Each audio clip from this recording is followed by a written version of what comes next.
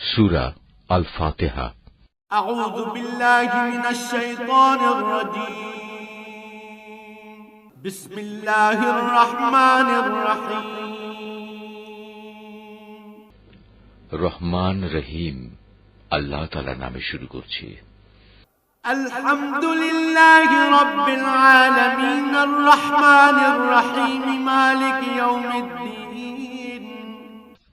সমস্ত প্রশংসা আল্লাহ তাআলার জন্য।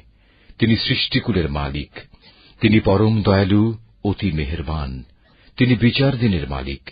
ইয়াকা না'বুদু ওয়া ইয়াকা নাস্তাঈন। হে মালিক, আমরা তোমারই বন্দেগী করি এবং তোমারই সাহায্য চাই। ইহদিনাস সিরাতাল মুস্তাকিম সিরাতাল্লাযীনা আন'আমতা আলাইহিম গায়রিল মাগদুবি আলাইহিম ওয়ালাদ-দাল্লিন।